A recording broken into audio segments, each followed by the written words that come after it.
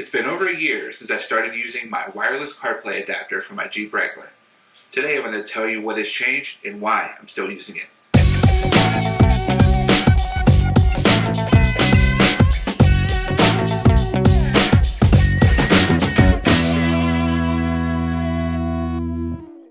This is the adapter I'm using for wireless CarPlay on my Jeep Wrangler. It's called CarPlay 2 Air, and it's a simple USB box, has no revision or model number on it. And I purchased this from the CarPlay 2 Air website about a year ago. Since then, it's been plugged into my center console since that day, and I've been using it every time I drive the Jeep.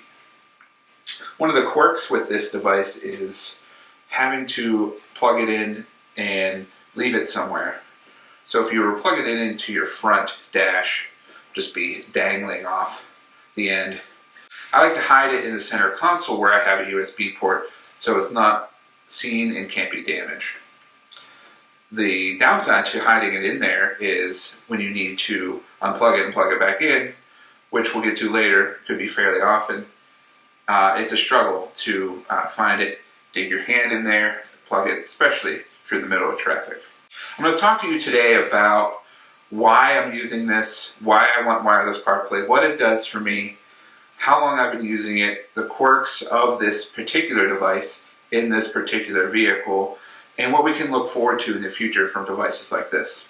Later, I'm going to show you how to even update this device, because it does run software and have updates, and the manufacturer sends them out pretty frequently. Sometimes it breaks it, sometimes it fixes things, but you always want to keep it up to date. Lastly, I'm going to go over the differences between this wireless CarPlay device and plugging in natively into your car, and the differences between that. I'm only going to go over CarPlay today. I do not have an Android device, so you Android Auto users, out of luck. Get a new phone. Just kidding. Now that we're in the car, I want to show you how we get this set up and running. So for this demonstration, I'm going to plug this into my front dash and let it dangle. So plug it into your USB-A port. Third time always works. And then what your Uconnect in this situation will recognize it as is a iPhone or any kind of mobile device that will screen mirror. So we're going to wait for the car to recognize it. This has to boot up. There's a red light on the front here that shows me that it's powered on. Do not want to pair a phone.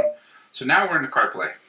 And as you can see, we have the CarPlay screen, just as you would plugging it in. Now, because I have this set up already, the device is, my phone is already paired with the CarPlay 2 Air. And it goes right into CarPlay. And that's one of the features that we can set on initial setup and in software update, is having the car automatically recognize your phone. And how this connects is wireless and Bluetooth to that little box. It has nothing to do with your car. So your phone is not actually paired with the vehicle. Now that matters because if your phone is in the car and the CarPlay 2 Air is not working, you will not get phone calls or anything to the car's built-in Bluetooth. I personally do not have my phone also paired with the car because of that overlap. I don't want the in-car Bluetooth to take over at any point. I want to completely rely on the CarPlay 2 Air or wireless CarPlay in this instance. So here's the main screen of the CarPlay 2 Air, and it kind of has a utilitarian style, and it will try to connect to phones in your vicinity. So if we want to connect a new phone, you have to search for it and turn your Bluetooth on your phone and so forth and follow the instructions. Because it already knows my phone, I can pick it from the list or it'll automatically connect. There's a language button in the bottom right to change the language if you need to. Anytime this screen comes up, you just want to tap and select the phone you would wish to connect to. In other vehicles where I share wireless CarPlay, you can actually have multiple phones selected, and on boot up it will ask you to pick one, or it'll pick the last connected phone. In the settings for the CarPlay 2 Air, you can specify a default device. That way, if you're the primary driver, it will continually connect to that same phone no matter whose paired phone is in the vehicle. So now we have CarPlay. It's just like any other CarPlay. You can see as I touch there is quite a delay. And this is present in a lot of applications. And this is just the wireless function of CarPlay. I've tested this on a vehicle that has built-in wireless CarPlay, and it in fact has the same amount of delay, which is nice to see that it's not a CarPlay 2 Air or any wireless CarPlay adapter issue, that this is just how the wireless CarPlay works.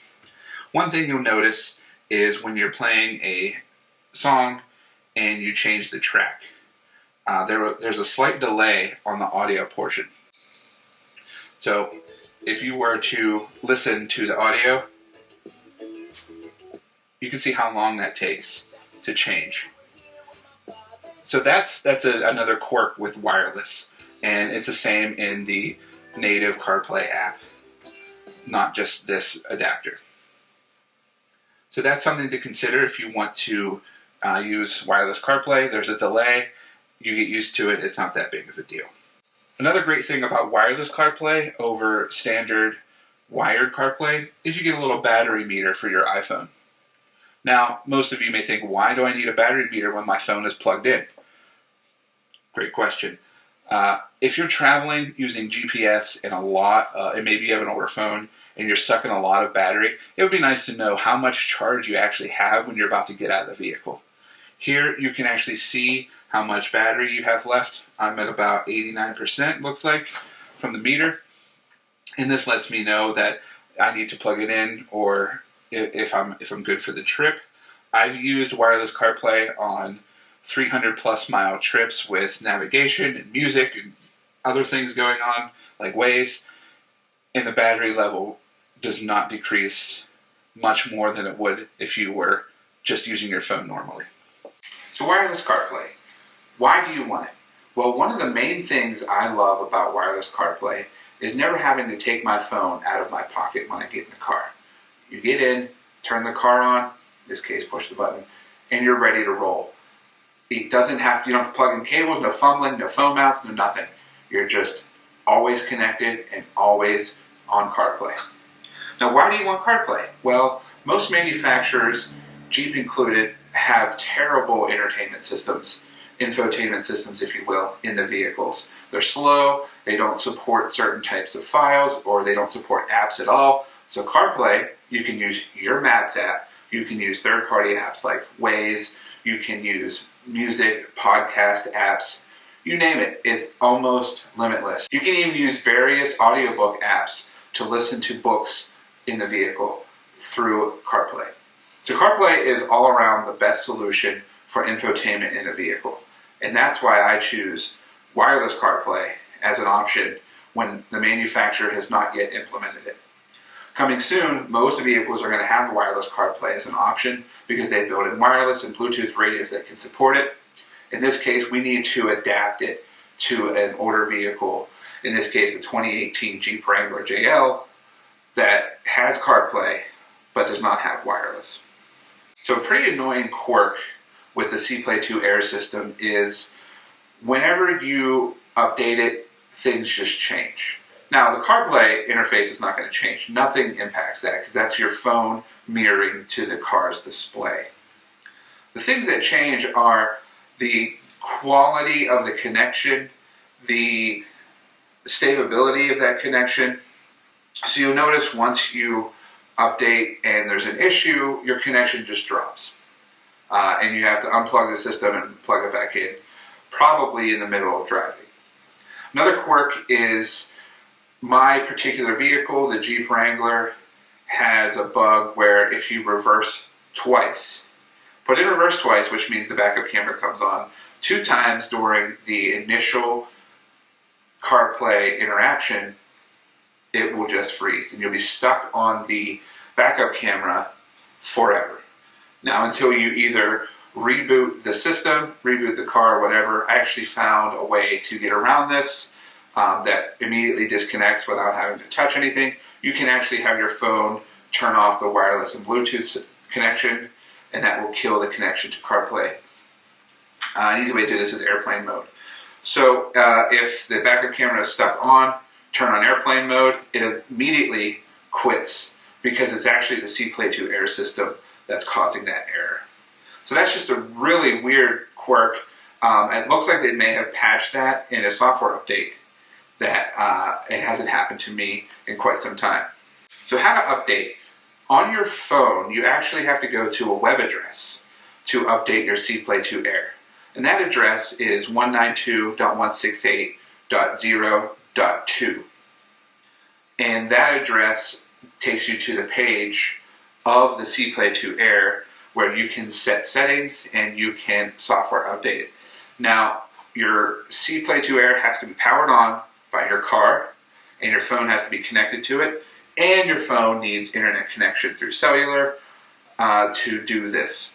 So make sure when you do this, you're in a place that you can actually complete the update. And it does take anywhere from 5 to 15 minutes depending on the update, and the CarPlay 2 Air system will have to restart at the end. So be aware, you don't want to shut off the car in the middle of this update and have it brick. I don't know if that will actually happen. I haven't tried that, so just be aware. So final quirk with the CarPlay 2 Air system is a little strange, and I'm still trying to figure this out as it's new to me. Sometimes the CarPlay 2 Air system will retain power after my vehicle is already shut off. Now most vehicles do this. When you shut the car off, you can enjoy the music or the podcast you're listening to from anywhere from 30 seconds to 10 minutes depending on your setting after the car is turned off. Once you open a door, it kills the power completely. Now my Jeep Wrangler, this functions as described, and normally I would exit the vehicle and CarPlay would be completely off and there would be no interaction. Lately, my CarPlay stays active and my phone is connected to it. So 15 minutes after I leave my vehicle, my phone will say it's connected to CarPlay and have the little orange indicator, and like I'm playing a song or something. I attribute this to maybe where I'm plugging the USB port in on my Jeep Wrangler, where it retains power, maybe for charging something off the battery. I'm still going to look into this further, but this is a new issue I've had on a more recent update in the last couple months of the CarPlay 2 Air. If you haven't yet tried wireless CarPlay in your compatible vehicle, please give CarPlay 2 Air or another wireless CarPlay adapter a look. This video is not sponsored by anybody. I purchased the CarPlay 2 Air with my own money, and they did not tell me to make this. I'm making this as a fan of the product and a longtime fan of CarPlay, and I encourage you to take a look at this, especially if you're interested in the benefits of wireless CarPlay without having to plug your phone in. That's it for Double B Garage today. Let me know down in the comments what you want to see or how your experiences are with wireless CarPlay. I'll be sure to get back to you. Thanks.